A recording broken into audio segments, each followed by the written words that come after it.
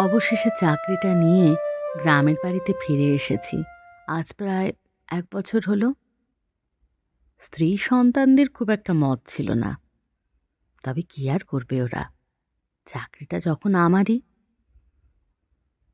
ছেলেমেয়েরা এমনিতেই বাইরে। ছেলেটা জলপাইগুড়ি ইঞ্জিনিয়ারিং কলেজে পড়ে, আর মেয়েটা কানপুরে আইআইটিতে পিএইচডি করছে। স্ত্রী অঞ্জনা, সে কি আর কলকাতার ফ্ল্যাটে থেকে যাবে একা একা? সেও এসেছে আমার সঙ্গে। ও কলকাতারই মেয়ে। সেখান থেকে একদম অজপাড়াগা একটু অসুবিধা হচ্ছিল বটে, কিন্তু মানিয়ে নিয়েছে বেশ। আর না মানালেই চলবে কেমন? গ্রামের লোকেরা ওকে খুব ভালোবাসে। ও গ্রামের মেয়ে বউদের কাছে কত নতুন নতুন রান্না শেখে, আর ব্লগের পেজ বানিয়ে তাতে হারিয়ে যাওয়া রান্নার রেসিপি শেয়ার করে। গ্রামের বাচ্চাদের ফ্রিতে পড়ায়। তবে ওর ওই একটাই দোষ, ভোরে উনি কিছুতেই উঠবেন না। তাই ভাবলাম অঞ্জনা ঘুম থেকে উঠতে উঠতেই ঘুরে চলে আসি। বাইরে প্রচুর কুয়াশা, সেটা জানতে পারলে আমাকে কিছুতেই ছাড়বে না। তাই নিজের সাইকেলটা নিয়ে টুংটুং করে বেরিয়ে পড়লাম। কুয়াশা কেটে কেটে সেই প্রচণ্ড ঠান্ডা ভেদ করে চলেছি।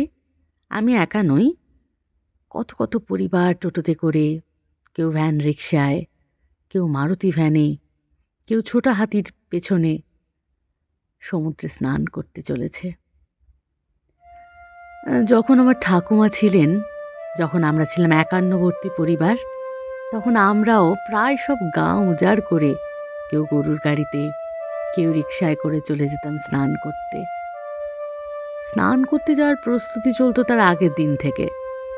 কৌটো ভর্তি শুকনো সব পিঠে, নাড়ু, আলুর দম আগের দিনই রান্না হয়ে যেত।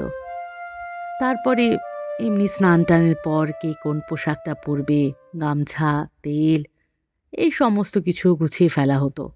তারপর খুব ভোরে, অন্য দিনের থেকে একটু আগে, প্রায় পুরো গাঁ জুড়ে একসাথে বেজে উঠত শঙ্খধ্বনি।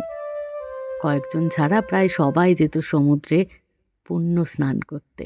সমুদ্রে পৌঁছাবার আগে থেকে শোনা যেত কত লোকের গম গম আওয়াজ, বাচ্চাদের কান্না। যা ভিড় হতো, একটু জায়গা পেতে হিমশিম খেতে হতো। মা কাকিমারা হাতটা শক্ত করে ধরে রাখতেন, পাছে হারিয়ে যাই আমরা। তারপর সেই স্নান টান সেরে ১ বোতল সমুদ্রের জল ভরে রাখা হতো। সেটা সারা বছর থাকতো। আবার পরের বার এসে সে জল ফেলে আবার নতুন জল ভরা হতো। তারপরে চলতো আমাদের খাওয়া। গোকুল পিঠে, সাতপুরি, পাটিসাপটা, আরশা পিঠে, আলুর দম আর মুড়ি। মকর সংক্রান্তির দিন ছিল আমাদের অফিসিয়াল পিকনিকের দিন। তারপর ঘুরে ঘুরে গল্প করে করে আমরা সবাই যেতাম মহোৎসবে। সেখানে এত ভিড় হতো, খেতে বসা নিয়ে প্রায় মারামারি লেগে যেত। তবু জায়গাটা কেউ ধরলে ধপাস করে বসে পড়তাম, আর গরম গরম খিচুড়ি হাপুস হুপুস করে খেতাম। তারপর নলেন গুড়ের রসগোল্লা। তাকিয়ে রইতাম কোনো চেনা লোক যেন মিষ্টির হাঁড়িটা নিয়ে আসে, তাহলে ভালোবেসে ২-৩ খানা দেবে। একদিকে মিষ্টির রস ভেসে যেত কনুই অবধি, আরেকদিকে খিচুড়ি আর তরকারির ঝালে নাক থেকে ভেসে যেত সর্দি। তারপর সব ফিরে আসতাম ঘরে। তারপর সন্ধেবেলা তৈরি হতো দুধ পিঠে। সেটা সেদিন আর খাওয়া হতো না, সেদিন শুধু টেস্ট করা হতো। তার পরের দিন সকালবেলা সেই বাসি পিঠে, যেটা জমে যেত পুরো ক্ষীরটা, তখন খাওয়া হতো। সাইকেলটা রেখে বসে পড়ি সমুদ্র থেকে একটু দূরে। লোকের যা ভিড়, করোনার পর একটু সাবধানতা অবলম্বন করি। আগের থেকে লোকের ভিড় কম হলেও ভালোই ভিড়। তবে বেশিরভাগই ওই খেটে খাওয়া মানুষের দল। মধ্যবিত্ত শিক্ষিত বাঙালি আর মনে হয় ভোরবেলা উঠে পুণ্য স্নান টানে বিশ্বাস করে না। সবাই চিৎকার করে করে আনন্দ উচ্ছ্বাস করে স্নান করছে, ছবি তুলছে, ভিডিও করছে। কচি কচি বাচ্চাগুলো যা দেখলাম, তারাই একটু মোবাইল ছাড়া নিজেদের মধ্যে নানা রকম আনন্দ করছে। তাদের সামলাবার দায় পড়েছে বাড়ির বৃদ্ধ বৃদ্ধাদের ওপর। আমিও বসে বসে বেশ আনন্দ উপভোগ করছিলাম, আর বাড়ি বাড়ি ফিরে যাচ্ছিলাম সেই ছোটবেলায়। সমুদ্রের এই জোয়ার ভাটার মতো এই সমুদ্রের পাড়ে কত মানুষ এসেছে, আসে, আরও আসবে। এইভাবে চলবে জীবনচক্র। এইসব ভাবছি, হঠাৎ হুঁশ ফিরল একটা বাচ্চা ছেলের ডাকে।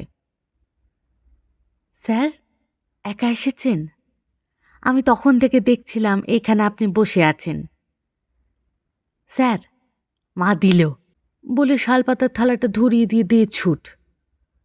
কিছু বলবার সুযোগ দিল না।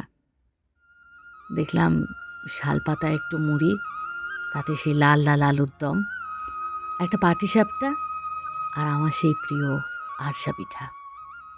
চাল আর গুড় দিয়ে তৈরি, অনেকটা চপের মতো, আর তার উপর তিলের প্রলেপ। আমরা যখন ছোটবেলায় সমুদ্রের পাড়ে খেতাম, তখন ঠাকুমা খাওয়ার শুরুর আগে খাওয়ার থালা ধরিয়ে বলতেন, যা কোনো ভিখিরি বা গরিব দুঃখীকে দিয়ে আয়, এতে নারায়ণ সেবা হয়। আমার একা বসে থাকতে দেখেই বোধহয় ছেলেটির মা পাঠিয়েছেন। আরশা পিঠেটা একটা কামড় দিতে সেই স্বাদ, আহা, একদম ঠিক গুড়ের পাকটা হয়েছে। আজ 58 বছরের জীবনে ঠাকুমার জন্য, সে কালীন নিয়মে হারিয়ে যাওয়া মকর সংক্রান্তি দিনের জন্য এক ফোঁটা গরম নোনা জল চোখ থেকে ভেসে এলো।